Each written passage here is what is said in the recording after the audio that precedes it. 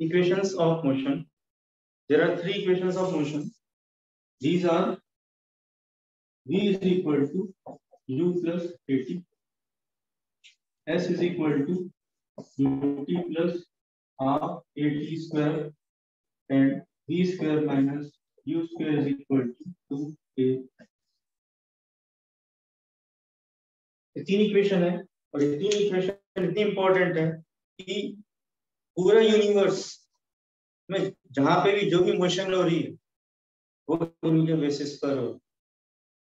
ठीक है, अब ये नॉर्मली यूज करते हैं और इन तीनों में एक चीज एज्यूम की हुई है, वो हमेशा आपको ध्यान रखना है कि ये यूनिफॉर्म एक्सीलरेटेड मोशन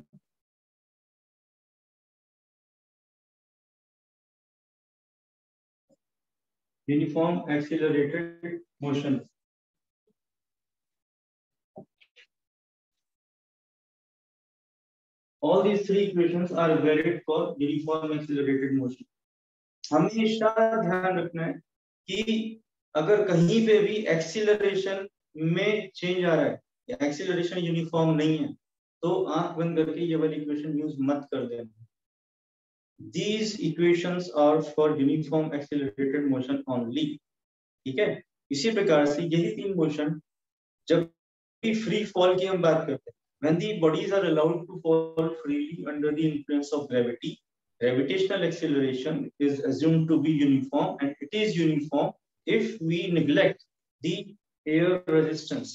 अगर हवा को निकाल दें और फिर ऑब्जेक्ट्स को हम फॉल होने दें तो सारी की सारी बॉडीज यूनिफॉर्म एक्सेलरेशन से ही फॉल होती हैं, and that acceleration is found to be 9.81 meter per second square.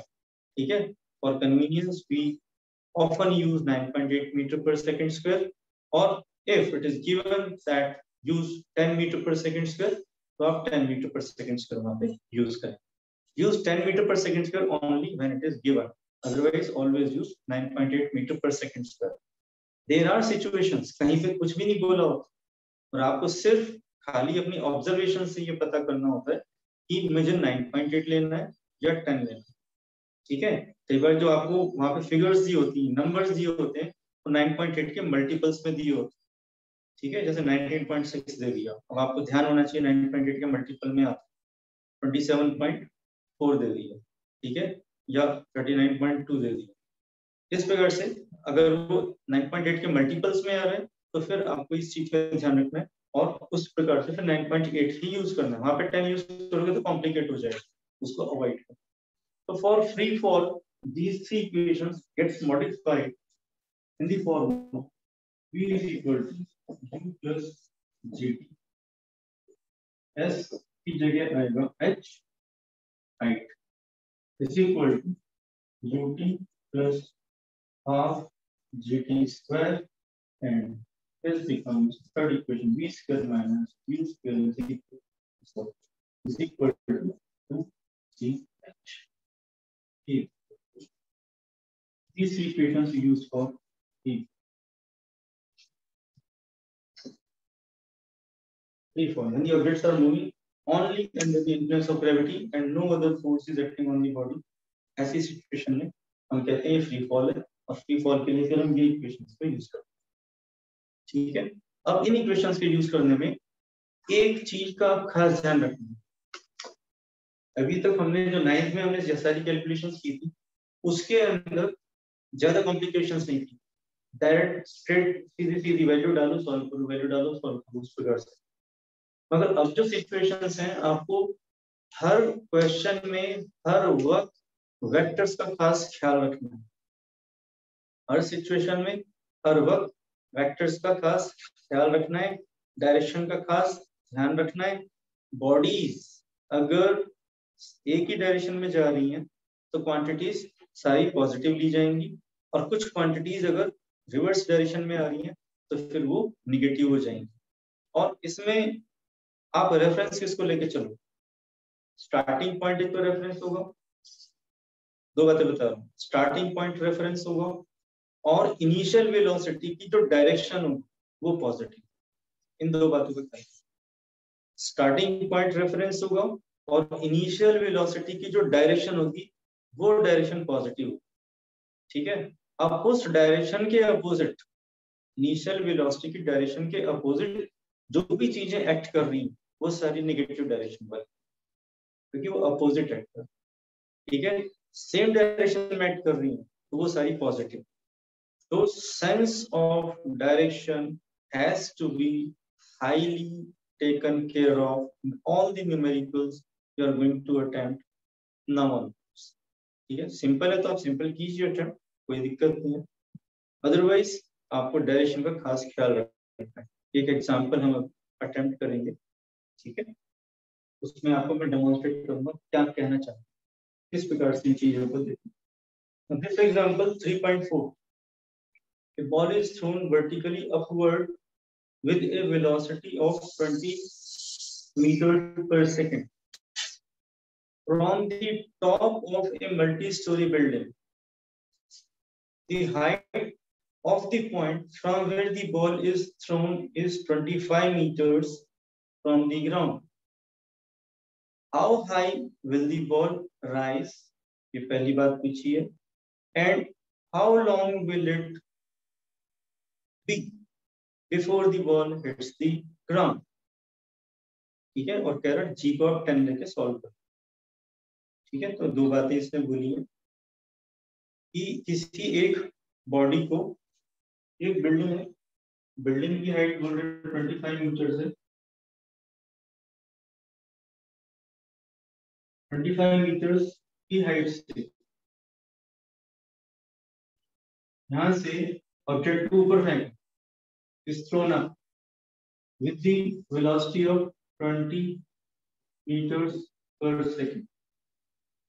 20 metre पर सेकंड से फेंका है, ऊपर की तरफ फेंका है, ग्रेविटी तो नीचे एक्ट करती है, ग्रेविटी तो उसको रोकेगी, रोकेगी तो क्या होगा, बॉडी ऊपर जाएगी, रुकेगी, रुकने के बाद वापस गिरेगी ग्राउंड पे, ठीक है। ये दो बातें समझ में, बॉडी कहाँ से फेंकी गई, यहाँ से फेंकी गई, कहाँ फेंकी गई, ऊपर की दिशा में फेंकी गई, ऊपर की दिशा में फेंकी गई, 20 मीटर प्रति सेकंड की रफ्तार से फेंकी गई और 25 मीटर की ऊंचाई से फेंकी गई। अब ये स्टार्टिंग पॉइंट था, स्टार्टिंग रेफरेंस, और initial velocity is in the upper direction, तो ऊपर की जो डायरेक्शन है वो पॉजिटिव, ठीक है। अब ऊपर की डायरेक्शन के हिसाब से नीचे की तरफ कौन कौन सी चीज आ रही है, ग्रेविटी जो जी है वो नीचे की तरफ एक्ट कर रही है, तो ये हम लेंगे -10 मीटर पर सेकंड से, ठीक है। स्टार्टिंग पॉइंट ये था, फाइनल पॉइंट ये था। तो नेट डिस्प्लेसमेंट कितनी हुई, पूरी मोशन के अंदर नेट डिस्प्लेसमेंट कितनी हुई, वो तो ये वैल्यू, और क्योंकि ये अपोजिट डायरेक्शन में हुई इसलिए ये जो नेट डिस्प्लेसमेंट है एस, ये हम लेंगे -25। डायरेक्शन का सेंस कैसे रखना उसको समझा। स्टार्टिंग पॉइंट से ऊपर की तरफ ये जो यू है, इनिशियल वेलोसिटी, ये पॉजिटिव, ठीक है। अब वो कह रहा how high the body will rise, highest point कौन सी, ये हाईएस्ट पॉइंट, तो यहाँ से ऊपर कहाँ तक जाए। अब हाईएस्ट पॉइंट पे बॉडी स्टॉप हो, ये हमें पता है, हाईएस्ट पॉइंट पे इसका जो वेलोसिटी है 0 हो जाएगा। First part of question, how high the body will rise, यहाँ से यहाँ तक हाईएस्ट पॉइंट तक जाते जाते इसकी वेलोसिटी 0 हो जाएगी।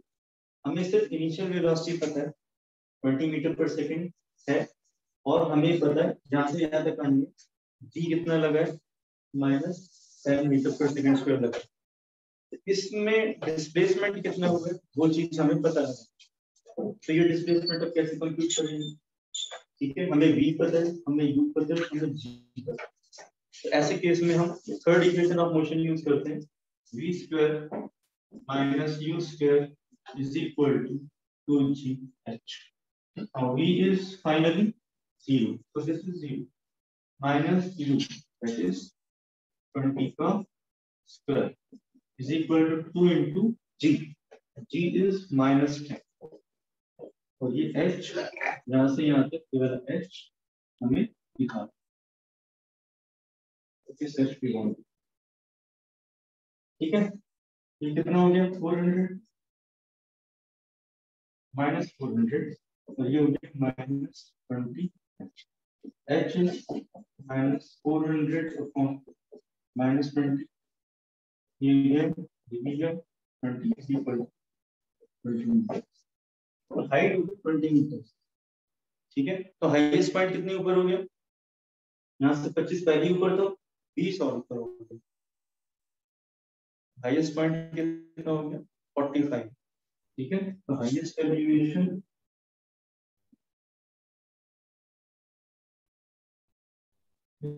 is 45 मीटर, ये हो गया सब। सेकंड पार्ट ऑफ क्वेश्चन है कितनी देर तक बॉडी हवा में रही। ठीक है, मतलब कितनी देर बाद इसको ग्राउंड पहुंचने में लगी, कितनी देर बाद ये ग्राउंड में पहुंची।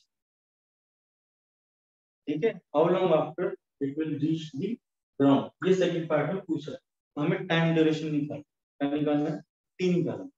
अब यहाँ पे टी कैसे कंप्यूट करेंगे, ये चीज समझ में आ गई। ठीक है, सेकंड पार्ट देखते हैं। सेकंड पार्ट में हम इक्वेशन कौन सी यूज करेंगे, टाइम निकालना है, हमें डिस्प्लेसमेंट दिया हुआ है, हमें इनिशियल वेलोसिटी दी हुई है, हमें जी पता है, तो सेकंड इक्वेशन से निकाल।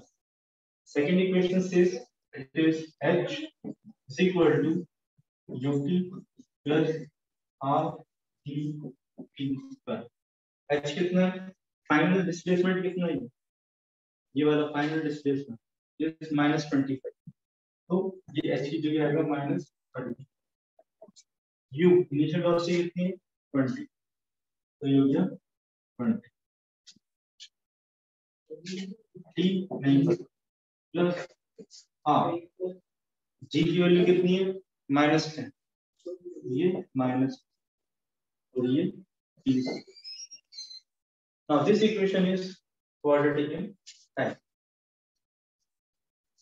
This equation is quadratic in time. ये हमें सिंपलीफाई तो ये कट जाएगा 5 हो जाएगा, this is -25 is equal to 20t minus 5t square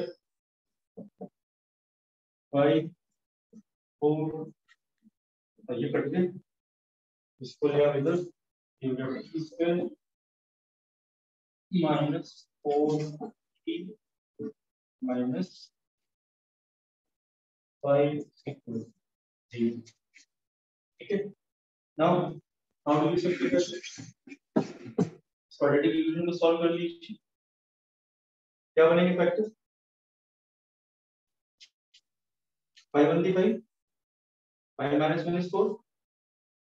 ठीक है, so this is t square minus 5t plus t minus 5 is equal to or t minus 5 t plus minus 5 t plus 1 is equal to 0। This gives me two values, t is equal to 5 and -1, is 5 and -1। अब negative में तो time हो नहीं सकता, इसलिए positive में होगा 5। सो कितनी देर तक हवा में रही, ठीक है, तो टोटल टाइम ऑफ फॉल